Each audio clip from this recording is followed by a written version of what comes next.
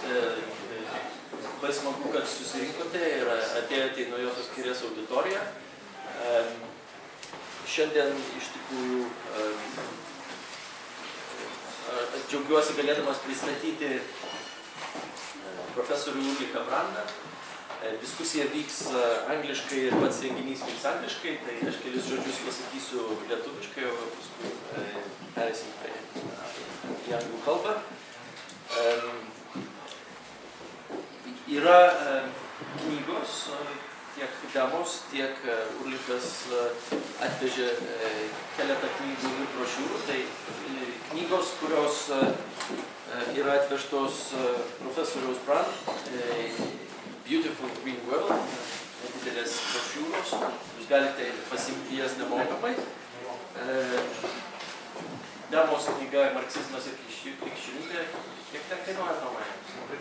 20 litų, galite taipogi įsigyti. Be abejo, yra vertėjas, tai jeigu jūs patogiau jaučiatės kalbėdami lietuviškai, tai prašau, kreipkitės ir diskutuokite, išsakykite savo mintis lietuviškai, nėra jokių problemų, bet be abejo, diskusija vyks anglų kalba. Bet, kaip sakau, tai neturėtų būti, mums svarbu yra iš tikrųjų jūsų mintis ir aš manau, kad Ulrichui yra taipogi svarbu mūsų mintis, dėl to tikrai aš kviečiu visus pasisakyti, kas norite. Okay, so it's my honor today to present and thank you, Ulrich, for coming. Professor Ulrich Brand, who is Professor of International Politics at the University of Vienna. He's originally from Germany, but has been working in University of Vienna for quite a while. And Professor Brand is also a fellow at Rosa Luxemburg Foundation in Berlin, and was a member of Expert Commission on Growth, Well-being and Quality of Life at the German Parliament, and he's a, progressive, I would say left-wing public intellectual both in Germany and in Austria. And he kindly agreed to come and deliver his talk on green economy or socio-ecological transformation. So Ulrich is going to talk for 40-45 minutes. Then Linus Eriksonas, who is a member of Demos, will respond to Ulrich's talk. And then, of course, as usual, we'll open for debate. So the floor is yours. Very warm welcome. Thank you that you are here. I'd like to thank Demos and you left, and especially Andres, Yolanda and Thomas, who get me here to Vilnius. I'm for the second time here, and I'm very, very happy being here. I will develop some thoughts, mainly on the question I was asked to talk about, and which is a bit my research, also my political activism. I was in March at the World Social Forum in Tunis, where we also discussed these questions on green economy and social-ecological transformation. But I don't want to speak too long, and it's not a comprehensive talk, but much more a development of some thoughts. And then afterwards I hope that we have a common discussion and reflection, and I would like to thank Linus for commenting on that what I'm developing now. I also brought a journal which you can download from the internet, which is exactly on the issue Social-ecological Transformations. There is one piece from Alex Divirovich, who was here recently, one article of mine which is around these issues, and 3 articles on recent experiences in Latin America. I will talk a bit on that, as you see in the outline, and if you are interested in that, we can talk about it later afterwards. Just I pass it around. And you can download it also if you want. So my starting point is, and I'm very aware, I want to say, that it's a Western European-centric perspective. So I bring in some Latin American perspectives, but I'm not at all familiar with your realities here. Yeah, so I'm very keen to learn. Of course, I learned a lot yesterday having dinner with Thomas and Jolanta, and I read a bit, of course, but I don't know much what are your realities, and please bring it into the debate. Yeah? It's a Western Eurocentric perspective with a bit referring to Latin America. So the starting point is to recognize that we don't have only or just an economic and financial crisis, but what I call, and many others like Alex Demirovic, a multiple crisis of capitalism. This is a bit my starting point. I will outline briefly. And then I want to come, since this is here a space of reflection and also of political reflection, what is from my perspective the actual strategic constellation we are in, mainly in countries like Germany and Austria, but I think also here in countries like Vilnius. What are then the dominant answers to the multiple crises? I give you a brief outline, some ideas, and then I will deal with two possible progressive answers. One, which is quite known, which was a year ago in Rio Plus 20, at the Rio Plus 20 conference, kind of made very, very public, which is called the green economy. And I want to say upfront that for me, it's a progressive thinking. I'm not here to criticize the ideology of the green economy, to say this is the same as neoliberalism. No, the green economy is a serious approach. I want to say from the beginning, and this is the reason why I produced this pamphlet a year ago, exactly before Rio. But also we need to criticize it. It doesn't go far enough to deal with the multiple crises of capitalism. This is my major point today. So the proposal we are developing in the Rosa Luxemburg Foundation, in other spaces, is social-ecological transformation. Maybe you come up with a better concept, because the concept is still a bit social-ecological transformation. It's even strong for our tongues to pronounce it. Green economy is nicer. So maybe we come up tonight with a proposal. What is this alternative thinking? But still, I outline a bit what is to me social-ecological transformation. And then I would like, when I come to my last part, I would like to share with you some experiences from Latin America. What I call, or we call, it's not just me, the contradictions or the antinomies, the contradictions which are really, really difficult to deal with for the progressive governments and for the progressive changes in Latin America. I make this very, very short, but then I ask you to indicate if you're interested in this, and then I'm very happy to develop on this in the debate. And then I have some final thoughts. There is an error for our conversation. So my starting point is, and this is difficult to really analyze, that we have a multiple crisis of capitalism. Of course, we have an economic and financial crisis, and the answer to the crisis is to make neoliberal politics through austerity politics, to deepen it, to make it more severe, without questioning mainly the causes, which is a financialized capitalism, which is over-accumulation, which is power relations of the asset owners of capital, which is still in power, which is not questioned. The causes of the crisis, over-accumulation, financialization of nature, the still existing power relations are not questioned. But it's also a crisis of the political. We can see in elections that the participation of people, mainly of the low-income people, decreases more drastically, depends of course of the country. There's a crisis of the political, as we can see in these days at the European Union level, because the crisis management obviously doesn't function. Yeah? Politicians even say, we don't know what to do. The famous phrase from Angela Merkel, we drive in the fog and we only drive at 10 meters. We drive at sight. We don't know where to go. We can only see the 10 meters because it's so foggy. So Bob Jessop, a scholar from Lancaster, calls this in his research a crisis of crisis management. And I think this is very, very important to see. It's not only financial and economic, it's also this crisis of crisis management. And I come very much from environmental politics, resource politics, and we can see quite clearly within international environmental politics that there's a political crisis. Nobody any longer trusts in the FCCC, in the Framework Convention on Climate Change. It's almost dead. It's only, yeah, another year, we hope, but we know that international crisis politics concerning the ecological crisis doesn't work. I did a lot of research on biodiversity politics, the so-called CBD, the Convention on Biological Diversity, and it doesn't work. The erosion of biodiversity loss, of biodiversity is even accelerating. It's not this diminished how the convention says. And this is linked to the third point, which is, I think, very, very important for progressive politics, to consider that the environmental crisis, the climate crisis, and the resource crisis is part of the multiple crisis.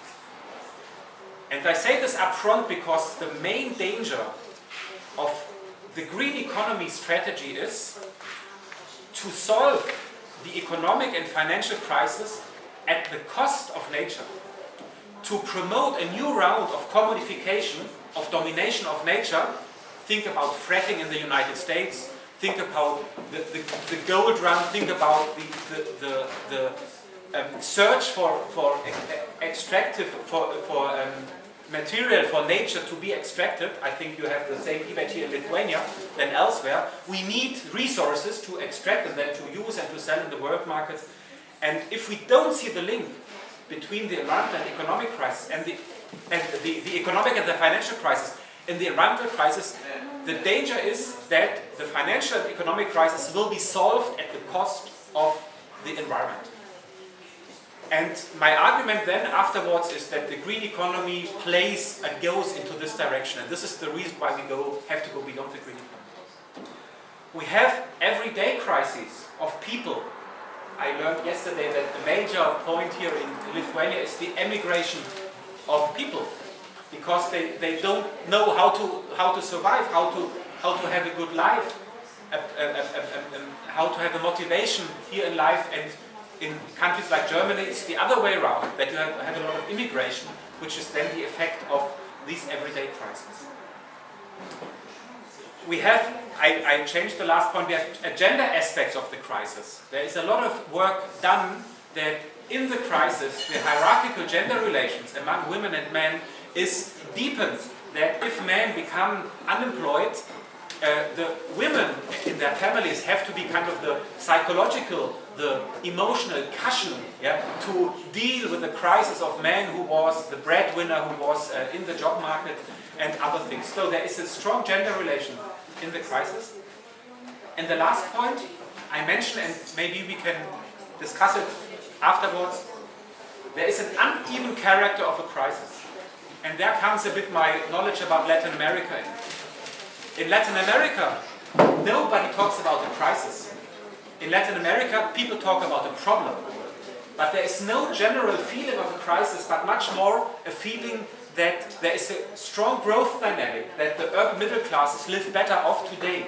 Yeah? So, in Europe we have a crisis, but in Latin America, people feel better than some years ago.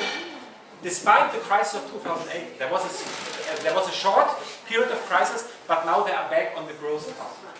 In China, it's the same. In China, you have still a very strong experience of many people that globalization works. So this uneven character of the crisis, I think, is very important. Spatially, but also, if you like, temporally, if you think that the consequences of climate change, which is caused today, will take place in 50 years, not today. What we are emitting today in CO2 or methane emissions has effects in 50 years. So it's also a temporal,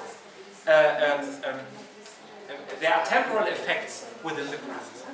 So this is a bit my thoughts, together with others, about the multiple price of capitalism. I think it's very, very important to acknowledge it and to make the links, and not to fall short that we have only a financial and economic crisis, or to have a priority of the economic and financial crisis. The other way around, in many, many debates about the ecological crisis, nobody talks about the economic and financial crisis. But there are links, as I mentioned.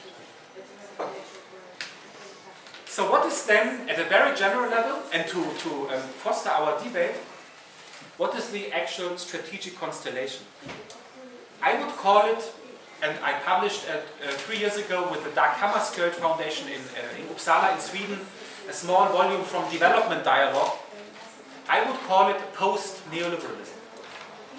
And post-neoliberalism does not mean the end of neoliberalism. This is very important. It does not mean the end of neoliberalism. It means that we have to look closer which characteristics of neoliberalism change and which maintain.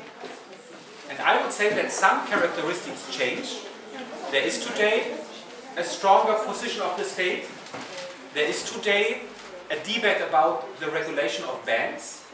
But there are also strong continuities. And I see the main continuities in the exploitation of labor. Again, my main argument of the talk today, the danger that the economic crisis is solved at the cost of nature. I see many continuities that the model, how we exploit nature, is not changed. But other aspects are changed. This is a bit what I call post-neoliberalism. The term comes from intellectuals around the Lula government, the Brazilian president in the last years in Brazil, who they said there is an end of neoliberalism. Yes, they really said we have to stop neoliberalism. In kind of they were also successful. But I mean it in a different way. I mean it to look at the continuities and discontinuities due to the crisis. And then, and this is an analytical task, but also a political one. What is the perception of relevant societal actors to deal with the problems and to deal with the crisis? What are the strategies which come out of the crisis? And in the next slide, in the next step, I will talk about this. But my point here is, we can learn from this debate and with this perspective, what are the continuities and discontinuities. I already mentioned them, I put them here. And I see one of the main continuities in the exploitation of labor. Another continuity is, of course, that the neoliberal forces, the asset owners, transnational capital, is still in power. It's not really questioned. Yeah? Some regulations are done on banks, but the power of the neoliberal forces is not questioned. This brings us to a also very general evaluation. What are different actors, strategies and projects? What are the post-neoliberal, in the sense continuity and discontinuity? What are the post-neoliberal answers to the crisis? I would say the main answer is still business as usual. It's still to enhance neoliberal competitiveness. In the core countries of the European Union, Germany and Austria always in the shade of Germany, France has to obey, if you like, others also play this game, but also the US, who lost its competitiveness throughout the neoliberal restructuring, the deindustrialization of the US, but actually the US is re-industrialized due to this absurd cheap gas and oil through the fracking. So first, the major Austrian company, the steel company, which produces 8% of the Austrian GDP, 8% of the Austrian GDP, just one firm in Upper Austria, in Linz, and 15% of the Austrian emissions, by the way, but 8% of the Austrian GDP. They made their largest investment ever in the history now in the United States. Because they say we pay there only 1/4 of the gas price than in Austria. So there is a very strong move towards maintaining competitiveness, and again coming back to my argument, at the cost of nature. Fracking is a disaster for nature. Fortunately, yesterday there was an important report published in Germany from an expert commission which says no to fracking. Fracking is environmentally not sound and it's economically not sound in a country like Germany. We will see how it works. But we can see in the US that it enhances competitiveness.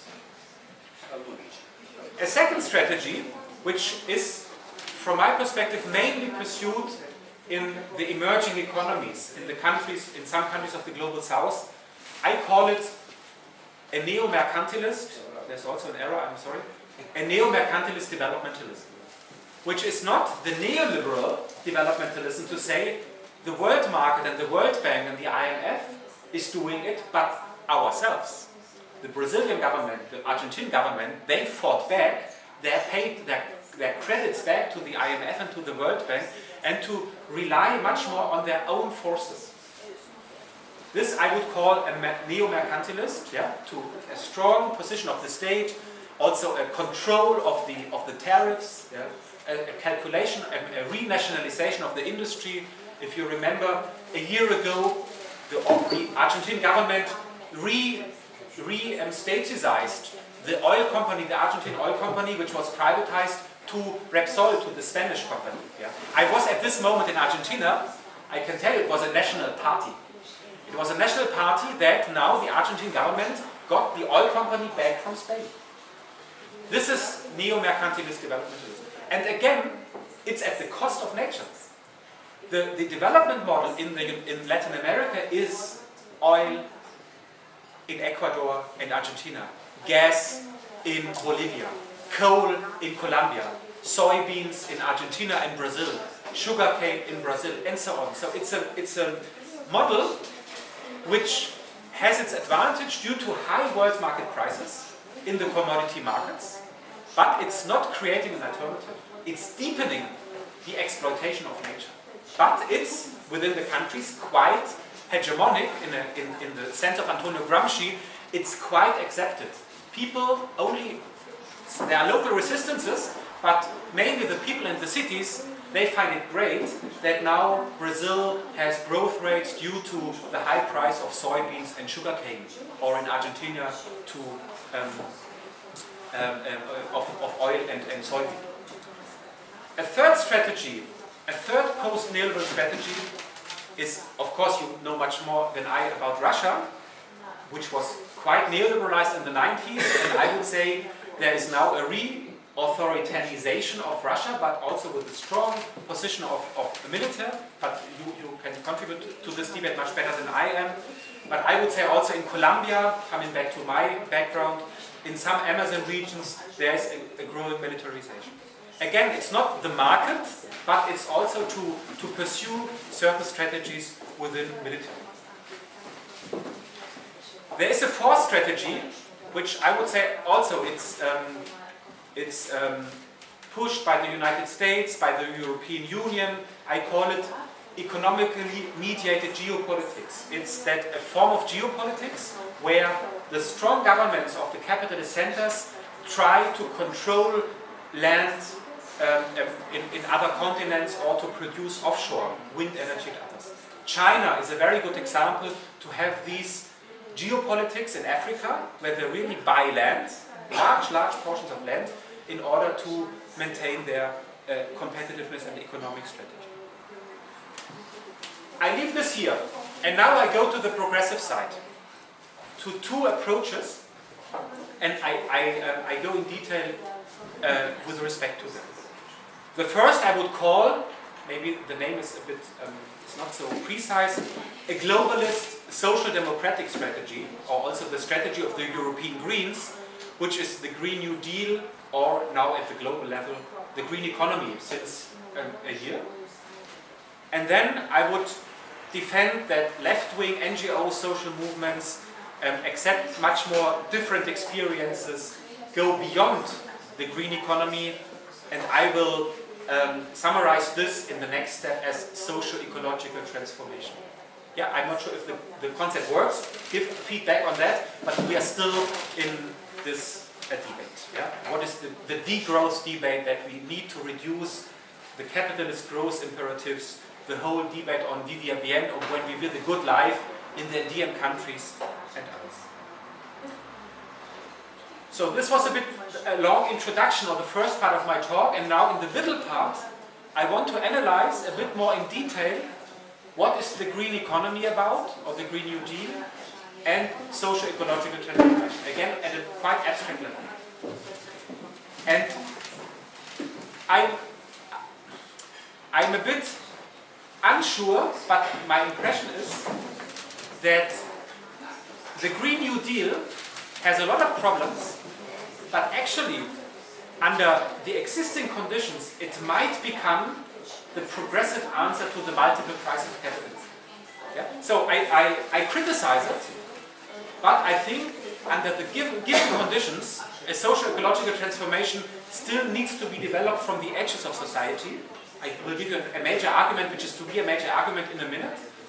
But the question is then, what is the potential of a Green New Deal, of a green economy, of a green capitalism, if you like, to become hegemonic, to become accepted? This is a bit the question I'm dealing now in the second part of my talk. So what is the Green New Deal about? There are different approaches. There are documents. The debate started not by chance in 2009. It's due to the crisis as well, the economic and financial crisis. And there is a more Keynesian approach from the Greens and the New Economics Foundation in London, which also focus on distributional issues, not only on environmental issues. And UNEP, the United Nations Environmental Programme, I would say is more liberal. They don't focus so much on distribution. But I give you the main idea from my reading, the main idea of the green economy and the Green New Deal. The main idea is that to overcome the multiple crises, they don't call it like this, but they have in mind that there's a financial economic crisis, not only the ecological crisis. This is the progressive thing. They don't talk only about the ecological crisis, they talk also about other dimensions. The main idea is that the state and international politics should create a framework, a more ecological, sensitive framework in energy politics, in climate politics, in agricultural politics, in mobility politics, that the main economic actors, which are the private enterprises and the consumers, can allow to act differently. So the main idea is, with the adequate framework, with the adequate political framework, you give the incentives to the main actors, which are the private companies and the consumers, to move towards a greening of the economy, to make green investments, to consume green goods. Yeah? Tax reforms, via tax reforms, and this can be steered. This is, from my reading, the main idea. And behind is that we should use the forces of capitalism, the productivity of capitalism, to turn capitalism green. This is why I use the concept of green capitalism. Yeah? It's not to criticize capitalism, but to use its productive forces. Yeah? It's quite explicit in the European Greens in the document from 2010, where they say, where they have this direction. So efficiency, innovation, investment should be directed to green, and this via the capitalist market forces, via the educated consumers, which then go to the supermarket and consume the green goods or the green cars or what. But the growth logic and the capitalist logic of accumulation is not questioned. And you won't be surprised giving a talk in the New Left and demos that I have a problem with this, that this orientation towards capital accumulation and capitalist innovations is the core of a green economy. But again, I come now to my criticism. It's not neoliberal politics. It's not eco-authoritarian politics. It's a capitalist solution, but it's under capitalist conditions a progressive one. And this is the antinomy, the contradiction. A progressive position is kind of faced. Yeah? This is a bit the problem we should discuss seriously. I don't say this is pure ideology. I take it seriously, and in Germany we can see that the energy transition, if you like we can talk in detail about this, the energy transition, which is a capitalist energy transition, works. But after a first phase of quite decentralized energy transition, which meant solar energy to produce on the roofs of the houses, now the large companies fight back. And now they steer the German energy transition, yeah? With offshore wind energy and with others. So, my criticism is that the Green New Deal or the green economy, as I already said, attempts to use the capitalist market forces, the capitalist idea of innovation, and the capitalist idea of innovation means those are innovative who gain within something, who make a profit out of it. This is the capitalist idea of innovation. There are of course other systems of innovation, but they have another basis. The Green New Deal and the green economy does not question the idea of competitiveness. It's quite obvious in Austria and Germany that the high-tech industry, the green industry, I have a chapter on this in the pamphlet, the green industry should be successful in the world market. This would mean for Lithuania not to establish an own industry of solar energy production, but to buy the stuff from the more productive countries. If you buy the argument of competitiveness, yeah? There's no reason, no justified reason to secure the Lithuanian market to build up an own industry, because the competitors are in Austria and Germany.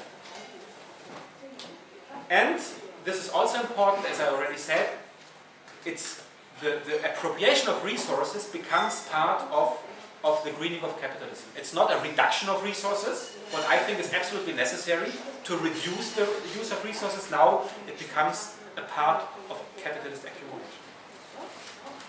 I leave it like I'm here, and I come back to, from my perspective, to a very important point in a moment. I hope I have a, yes, I have a thing on that.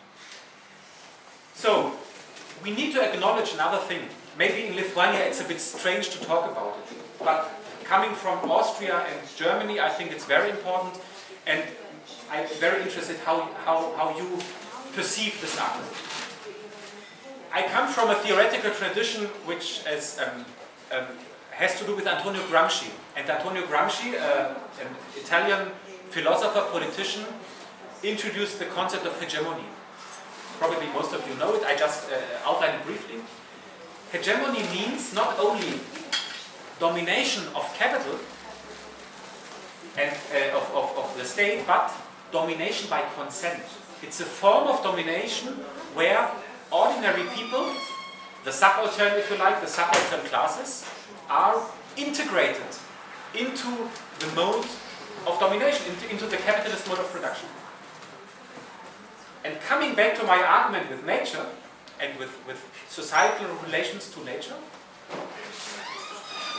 a major form to secure class relations in our societies, and also gender relations, if you like, I talk for a moment about class relations, is to secure domination by consent is to exploit nature. This is overly accepted. We have some problems, we should do something, but if you look on the streets, the new generation of cars, if you look in high tech, the new generation of mobile phones, and so on, is quite accepted. And I call this, with a colleague in Berlin, the imperial mode of living.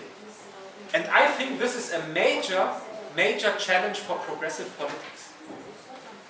The imperial mode of living does not mean that we are all imperialists. No? This is not the point. But the point is that in our everyday lives, in our everyday consumption, mobility, wishes, desires, we refer to cheap labor on the world market and to cheap resources. And I would argue, or this is now my major research, that we need to understand better what are these imperial dimensions of our mode of living. If you like, of our mode of production and living. It's not only the living as a lifestyle, but it's a process of production. China is growing because the stuff is bought in the world. And this has to do a lot with the imperial mode of living. So again, it's not that we are bad, and it's, of course, it's still a class question. If you look at the upper classes, they consume much more. Or even if you look at the ecologically progressive alternative people, their ecological footprint is usually much larger than those of the traditionalist conservative people in the countryside who don't consume so much. Of course, there are differences, but I would like to point our problems within the solution of the ecological, economic and financial crisis also to this aspect. Yeah, again, my argument of this evening, the promise to deal with the ecological and economic crisis, with the economic and financial crisis, is again to deepen the imperial mode of living. And not only here, and I'm in between here in Lithuania, I know, I talk about Germany and Austria, and afterwards you can tell me if this makes sense for you.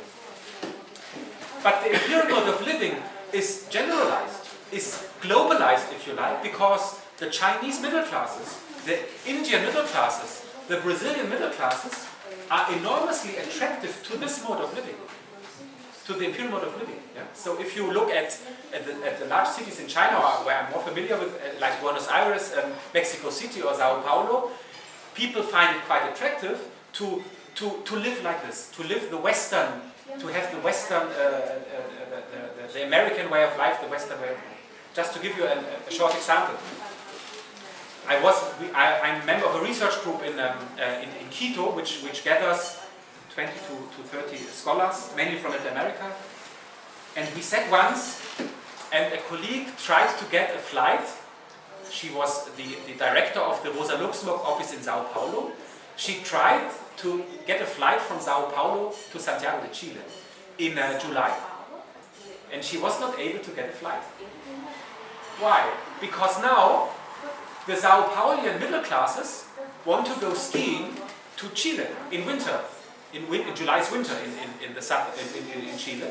So the flights are overbooked due to the tourist consumption. I don't want to be moralizing. Yeah, please don't understand me wrong. It's not a moral argument. It's just an argument to understand what's going on. Yeah, it's not that I say the middle classes should not consume, but my political consequence will be we need to change the mode of production and consumption in the capitalist centers in order to impede that this imperial mode of living is globalized. Yeah, so we need models, role models in the capitalist centers, and not only among indigenous peoples where everything is nice and sustainable, but we need it in Berlin, in Vienna, in Munich to change the world and to deal with this problem.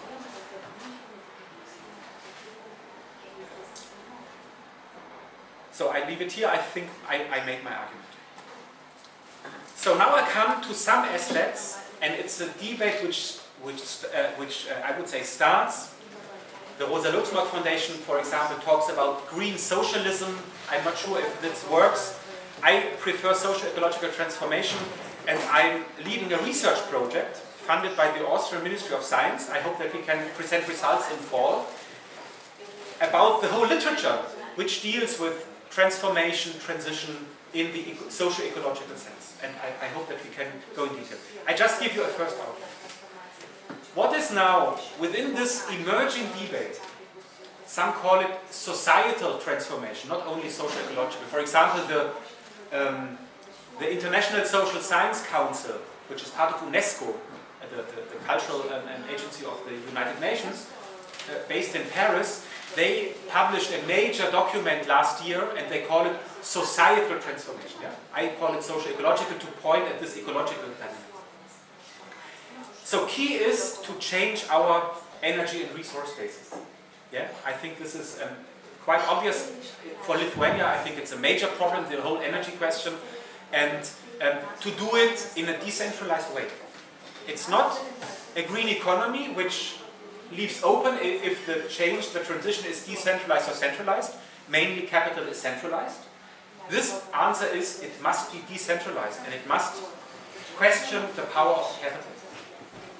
It shouldn't be end of the pipe, but it should be integral. Integral means, for example, in the energy system, it's not to produce energy differently, but also to reduce with smart cities, smart mobility, smart housing and so on, to produce the energy consumption as such. Yeah, it's not to produce the given energy with more renewables, this would be green economy, but to really look how can we reduce, again coming from Austria and Germany, countries with overconsumption, for many, not for all, but for many, how to reduce. It's, as I said already, it's critical to the profit-driven market, to Green New Deal, and it has something which is, after 20 years of neoliberalism, almost say, how do you say, unsayable? You cannot say it. It's planning. I would argue, Mario Candeias does it in Berlin, yes, if we take seriously a social-ecological transformation, we need also strong aspects of planning, of resource planning. We cannot leave it to the world market. If the world market and world market competition is a problem, we need to counter this problem. We cannot do it only in the European Union and not looking at what's happening in Africa or Latin America, where the resources come from, or to Russia, but we also need to rethink the capitalist market in the world. These are the analytical elements, if you like, but also some political answers. And since I was member of this commission of the German Parliament, I would like to, it was not a clear result, but it was a strong point in our debates. We need really a new model of well-being. The model of well-being today is still very close to the GDP, to economic growth, to production and consumption via the market. This is the equation very often. Eh? You have more wealth when you have more growth. And there is historically a strong nexus, I wouldn't deny it, but this nexus is losing its strong link. So what we had in the German Parliament is a debate how to broaden the understanding of well-being. What does it mean to have, we have a very nice word in German, a Zeitwohlstand, wealth of time, not to be always stressed to function for labor, for the market, to recognize much more that social networks, caring of the elderly, caring of the children, to have friends, to have political activism, which is all not paid, has to do with good life. And this is, of course, if we hear it, we say, yes, it's true. But it's completely out of the debate. And even the green economy debate doesn't really recognize it. And I would argue that this is a very strong element of social-ecological transformation. There is a strong debate within feminism, within feminist economics, exactly to broaden this perspective. This goes hand in hand also from feminist economics to not only to focus on efficiency, which is of course the capitalist way to deal with the crisis, to enhance efficiency, but to look also at sufficiency. Sufficiency means to ask, what is enough? Again, I don't know your debates here, but in Germany and Austria we have plenty to ask what is enough. Yeah? Not what is the rhythm of technological innovation, to have every other year a new mobile phone, to have the new car, to have that and that and that more, and not to ask what is enough. But part of this debate is really the sufficiency aspect to ask this. Not in a romanticistic way or a romantic way. I think romanticism is not bad, but not exclusively in a romantic way, but also in a way of a better organization of society, yeah, of a better get together and live together. And the final aspect, I come back to this then in my final remarks, is if we talk about sufficiency, if we talk about well-being, not to go into a trap of an authoritarian solution. Because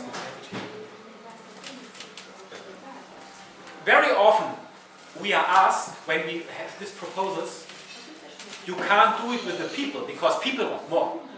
If you offer people to decide democratically over production consumption, they would ask for more production consumption. So my point is, no, if we have a democratic process of production, of the planning and making of production and consumption, if this is democratic, people appropriate again society. I explain this briefly. Sustainability is not only ecological sustainability. Sustainability is to make us responsible for society. To deal not only in our everyday life with our families, in our job, in a responsible way, which we usually do, and the rest is then out. But sustainability to me is in this understanding that people again make themselves responsible for society, for the patterns of production, of distribution, of consumption, of well-being. And this needs a democratization of society. This needs a democratization of production and even of consumption. So this is a bit the link, which is highly contested, even in this debate, and the green economy folks have always, or very often, a bit authoritarian implication. We need to manage because people are too greedy. Yeah? And I would answer no. If people are made responsible to society, again, if they can plan, if, for example, the trade unions are not only the machines to improve wages, machines is not fair, but focusing on the increase of wages, but if the trade unions are again responsible for society, they have to deal with social-ecological questions. I don't know if Alex Demirovic talked about it. He made this very good study on economic democracy, and there he argued in the 20s in Western Europe, the trade unions were societal actors, not only actors for the wage owners, but they were societal actors. They felt responsible for society, and the more radical currents felt responsible for socialism. Yeah?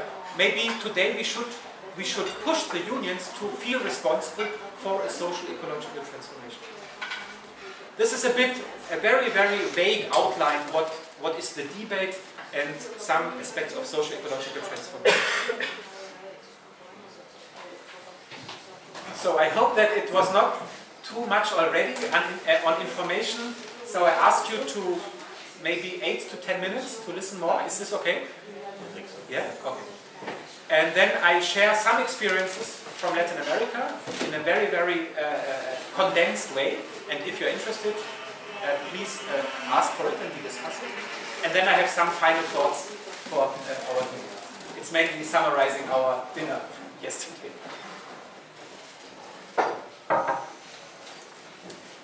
What I find interesting in Latin America, I don't talk empirically about it. Again, if you like, we can do it or read the articles. One thing which is very, very important for us is there was a repoliticization of neoliberalism, a critique of neoliberalism, which didn't come from the historical subject of the left. The historical subject of the left was, of course, the workers, the industrial workers. And no, in Latin America it came from the indigenous peoples. It came from them who very often in the Marxist debate were the lumpen, yeah? Not the industrial workers.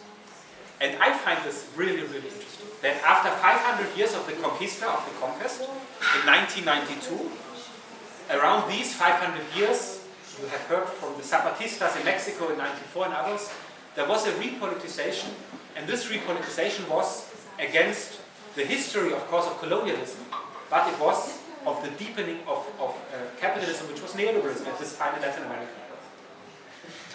So, of course, they were successful in Bolivia, in Venezuela, in Ecuador, in Buenos Aires, in other countries.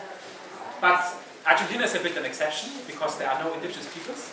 But it was rural farmers and indigenous peoples who were able to repoliticize, and then it went to the cities. I find this very interesting for our debate. It's not to romanticize it, but to acknowledge a fact. A second aspect, which is quite contested in Latin America, but I find interesting, is a common saying in Latin America is, we don't want to be modernized. Very common, eh? No nos dejan modernizar. We don't want to be modernized. Modernization means capitalist modernization. Progress means capitalist progress. Yeah? You have still in the Brazilian flag, orden e progreso, order and progress. Yeah? But this is capitalist order and capitalist progress. And this was questioned. And that capitalist growth has something to do, economic growth has something to do with the deepening of capitalist relations. It's not just growth as a number. Growth in China means today that 300 million people were integrated into the formal labor market. I don't criticize it, but I would like to know from the people what they think that this was not at all a democratic process. I'm not against a market, yeah? But the capitalist market in China was mainly to use the rough labor power of hundreds of millions of people to, like Engels described in the English working class, they were just pulled into the capitalist market, which now is heralded as the Chinese miracle. For many people, it's not the Chinese miracle. For many people, it's a bad life. I want to say that. So, this opens the space, and this is very, very present in Latin America, to talk about a solidarity economy, to talk about other production relations. There is this very important concept. I don't want to talk too long now. I'll be brief. From René Zavaleta, he was a Bolivian intellectual of the 1950s, and he said, we have a sociedad abigarrada. We have a society which has different modes of production, not only the capitalist modes of production, there are indigenous modes of production. There are modes of production of a solidarity economy, and of course the capitalist mode of production always tends to dominate the others, but we still have the others. And it's very worth also for us today to look where are the non-capitalist modes of production in our societies. I would say this we can learn from Latin America. Another aspect which is quite explicit, coming to economic policy of the Morales government in Bolivia, the Correa government in Ecuador, or now Maduro or Chavez before in Venezuela, or of course Brazil, Rousseff and before Lula. Yes, we want industrialization. But the priority of industrialization is that it has to do with our own country. And it's not an external-led industrialization, the Coca-Cola industrialization, but it has to do with our own resources, which is agriculture, fossil fuels and so on. And without overusing them, but of course you need to extract resources, but not to exploit them at an obscene, as a destroying level, but to exploit them carefully. Yeah? To have ecological agriculture, and then to have an industrialization close to agriculture, to this form of agriculture. I think this is very, very important in the... A fourth aspect I would mention, maybe this is the best known here, that in the three countries where the governments are the most leftist ones, which is Venezuela, Ecuador and Bolivia, in all three countries, the movements, the social movements, forced the elites to reconstitute the state, to have a new constitution. And to have, at the economic level, a much broader tax base. So now the Bolivian state has a threefold budget. As a result of the struggles, the government had to renegotiate the contracts with the gas industry and also with the rich people, but mainly with the gas industry, which is an internal problem. But now the state, the Bolivian state, has a budget which is, imagine, 3 times as much as 6 years ago. This is for social policy, for economic policy, quite important. And the problem, I make it short, and if you like, we go into it in the debate. The problem is, again, coming from this perspective on nature, the current development model in Latin America, which has so many, I would say, progressive aspects, is still based on a quite brutal resource extractivism. So the governments claim we want to have a more sustainable mode of resource extraction, but they still are quite brutal with respect to resource extractivism. And it's a contradiction which really not destroys the left, but it's really a major tension within the left. And I tell you, we can discuss it if you like, and we discussed it last year in Vienna, this comes up now in Greece. In Greece, resource extractivism is now the major solution of the crisis.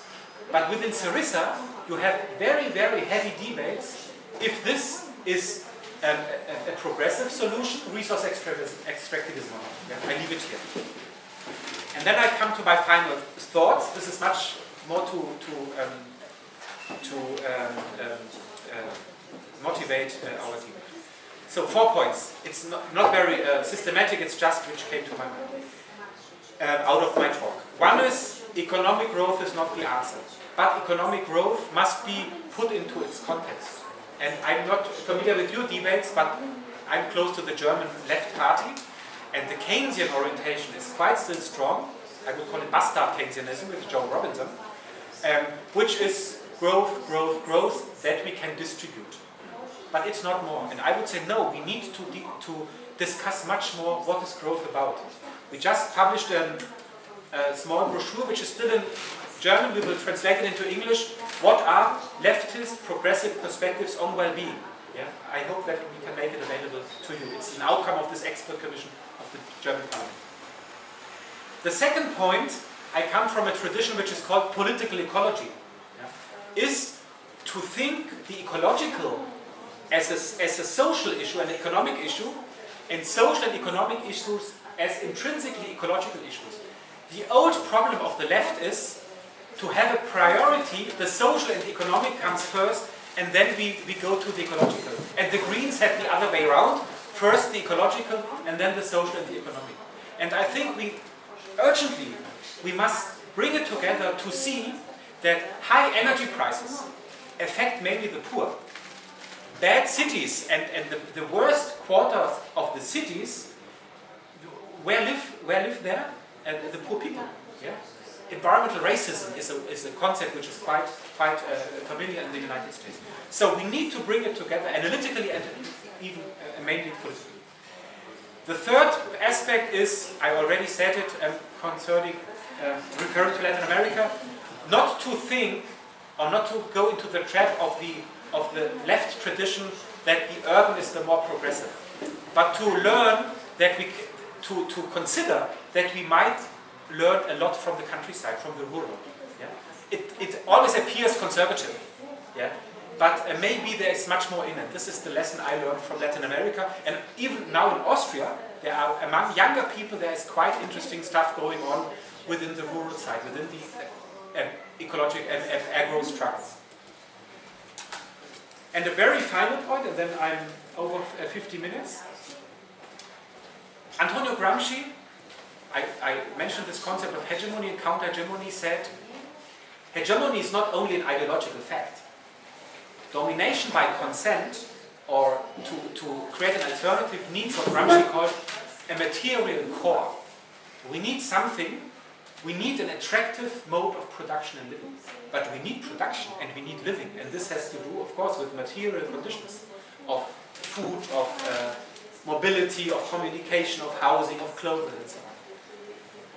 So what is an attractive mode of production and living? What does it look like in a country like Lithuania, Austria, Germany, Bolivia, and so on? So this is a bit what I wanted to share with you. Thank you very much for your attention. Thank you very much for a wonderful, rich and insightful presentation. I'm sure there will be quite a few questions, and certainly I have several questions, but before that I ask Linus Eriksson to respond for 10 minutes. Thank you, Ulrich, for a very impressive presentation. Awe-inspiring and breathtaking, really. I agree with most of what you've said, but you mentioned, and you started with a list of actors, and you didn't mention one, or included one, which I think is a driver behind most of those, and which puts into question the very concept and idea of green economy.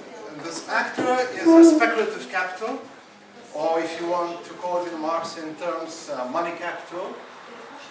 So a couple of days ago, most of you know and followed on the news that one of the heralds of this type of capital, Ulrich Brand, came to Lithuania, and we have a global leader forum where one of the panel, which was chaired by the director of NASDAQ, Vilnius Stock Exchange, brought to the fore the question, how do we restart capitalism?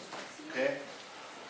And my argument would be that the agenda that you're putting up here has been initiated by the speculative capital, which are looking for a way out of the crisis through tapping new sources for growth. And you mentioned a little bit about resource extraction, but of course we are limited.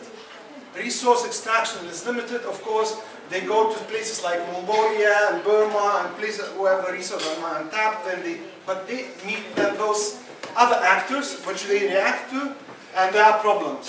For example, in Mongolia, very much Rio Tinto, the global major commodity producer, trying to take over the monopoly and extract the resources, but the Mongolian parliament sort of put a stop on that. So a way forward for them is only one, and which is offered by Ulrich Brand and his initiative, which is called Carbon or Rome. And some of you may have heard about this initiative, but the real man behind this initiative is the man who actually initiated the corporate social responsibility program some 20 years ago, published something like 17 books and something like that. And their main argument is this: if we are producing $1 of GDP, for the production of that, we cause 700 to 800 grams of CO2 emissions. Okay?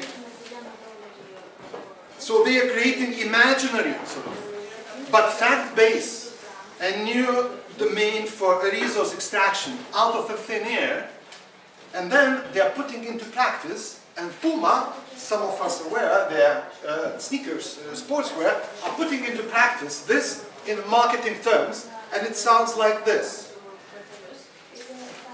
Their marketing campaign last year initiated, which was based on the Puma environmental profit and loss account, which sort of they calculated how much, and the really very sinister way of doing this, how much damage they do. As a total corporation, they do damage something like $150 million per year, and they broke down this cost per item and across the value chain, and they said, if you buy Puma sneakers, basic suit kind of stuff, you cause damage which amounts to €4.29 as a consumer. But if you buy Puma in cycle basket biodegradable kind of type thing, you cost €2.95 of damage. Now, if you buy Puma standard t-shirt, and I checked online today, which is a branded t-shirt, which costs something around $15 to $17 per t-shirt, you cause damage of €3.42 if you buy the stuff.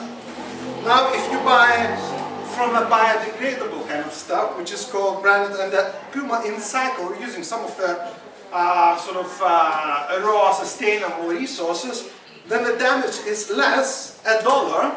Now take is €2.36 the damage. Now, and I tell you the price. The price for the standard Puma t-shirt is $15 to $17. You can get it from the internet, okay? Now, how much would you guess a price for this, for the item which makes, if you buy it, it makes damage €1 less? How much is this? Is the price? Would you guess? I did say for the t-shirt. It's $30. It's half of this. So you see the point. You create a resource, and then through marketing ploy, you persuade consumer to feel less bad about what you mentioned about this imperial mode of living. So, as sort of I will be teasing, sort of provoking you into debate, maybe some of the things that you are reflecting now and asking and inviting us to befriend this green economy, befriend green capitalism, is really just part of a marketing show that we are all, as consumers, are taking place every day in supermarkets.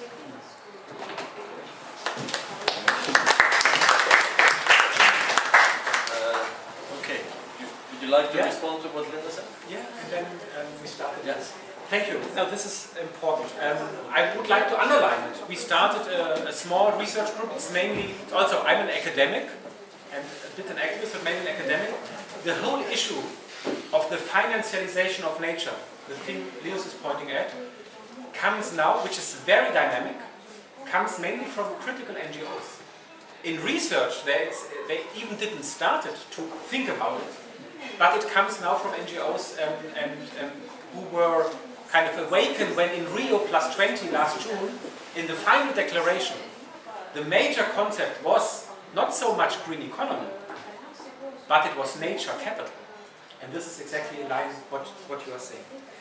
There is now the TEEP, there was the Stern report for climate change from 2006, some of you might know, Sir Nicholas Stern in the UK, who said we need to consider climate as a commodity in the whole debate on emission trading, and if we invest now to lower climate change or to fight against climate change, then we will save money. And the same now takes place since 2 or 3 years within the biodiversity sector, the economics of ecosystems and biodiversity.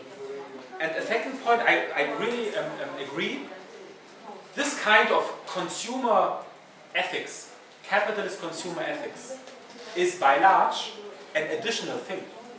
It would not be able, not at all, to stop the major markets given this enormous growth rates we have in the overall global production and consumption. Yeah. Okay. Thank you. Ar norėtų kas nors, prašom, you can, jūs galite lietuviškai arba angliškai, you can both in English also. But please, Ulrich is asking to introduce yourself. Okay, I'm a philosophy student. Yesterday gave my bachelor thesis about Jon Elster, a Norwegian social theorist. You mentioned that there are several dimensions of current crisis. One dimension is economic, financial crisis, and another dimension is ecological crisis. And you said that there are links between these dimensions. But I need a little clarification. What kind of links there are, and is there causal links? Are you saying that the current financial crisis was caused by this exploitation of natural resources? So that's my question.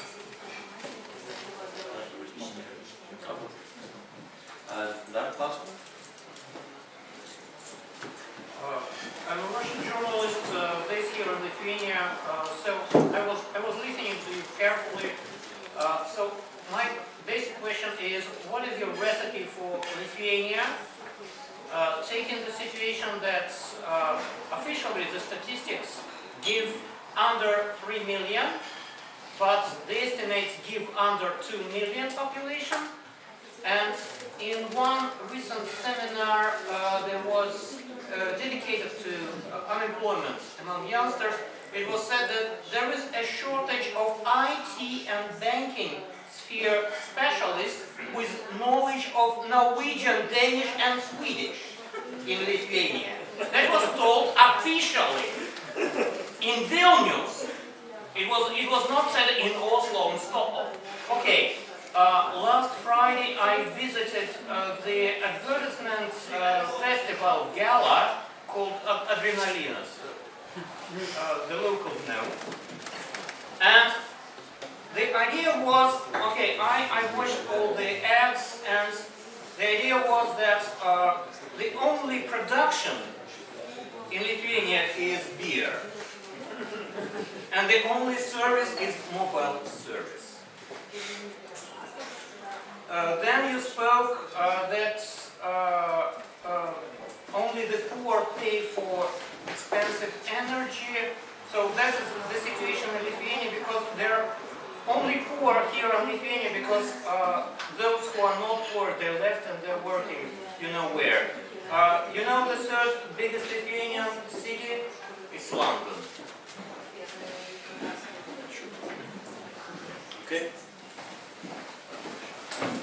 Good pirmiausia norėčiau pastebėti, Bet trumpai labai, jeigu galite.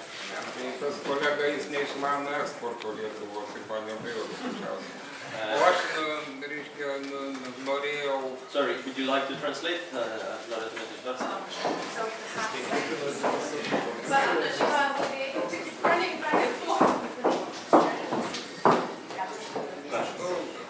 Bet tik trumpai labai, dar. Mano patirtis, aš dabar stumiu tokį projektą vyriausybėje, kad 30 tūkstančių vyrų patvarkytų 26 kilometrų magistralinių melioracijos griovių apaugusių miškais biokuro programoje. Ir aš susidūriau su tokio mąstymo stagnacija, tai manyčiau, kad ši paskaita labai būtų gerai mūsų biurokratams, o ne intelektualams čia susirinkti, nors tai yra įdomu. O mano klausimai būtų du. Reiškia, pirmas, jeigu Europos Sąjunga turi apie 13 trilijonų skolų krizę, o alternatyvi energetika yra pakankamai brangi, tai kaip jūs matote kelią Europos Sąjungoje į tai?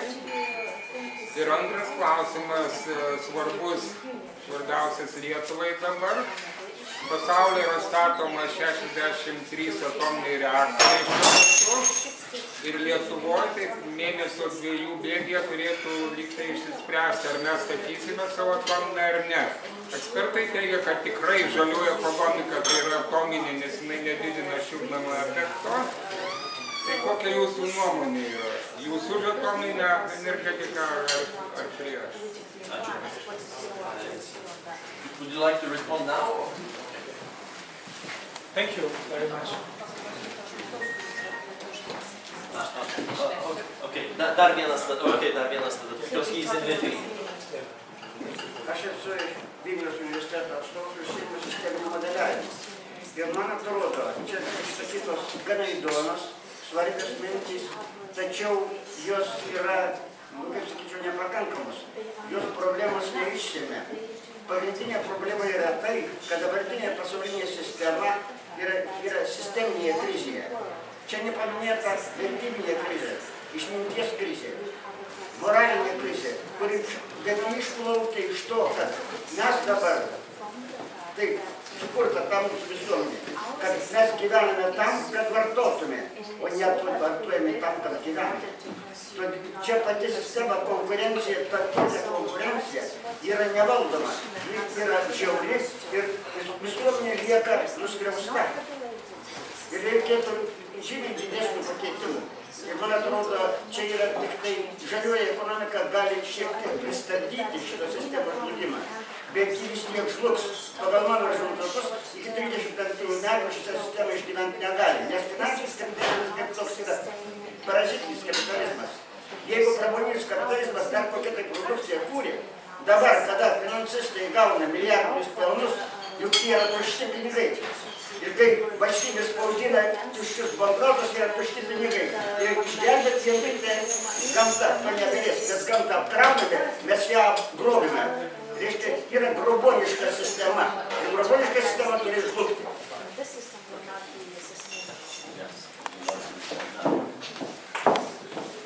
Thank you for the translation.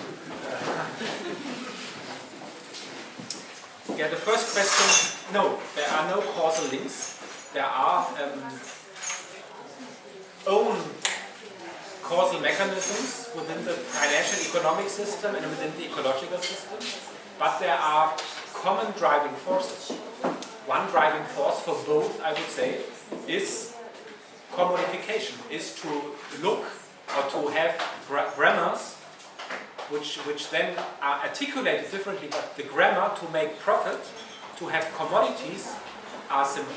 But my argument, so I would say there are own systems, own logics, but they have to do, because if we think the economy and the ecology not as juxtaposed, we need to understand that our organization to organize nature is not out there. Nature is the car, is the mobile phone, is the meat. How do we organize our metabolism, the societal metabolism with nature? And this is often and mainly driven by profit. So in this sense, I would bring it together, but also leaving space for their own analysis. My point was a different one. My point was to make us sensitive that one very powerful proposal to solve the economic and financial crisis is exactly to deepen the ecological crisis. And this is the danger, and this cannot be a progressive answer. The neoliberals have it very clear.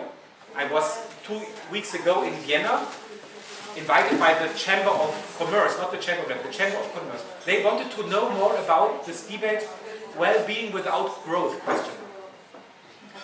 And there was a neoliberal guy from an economist, and he was incredibly outdated, and luckily they invited me, but this is not the point. The point is that he made explicit we need nature, we need resource materials to solve the crisis, but because, and this is the neoclassic thinking, because we will develop in the future technologies which will then solve the ecological crisis.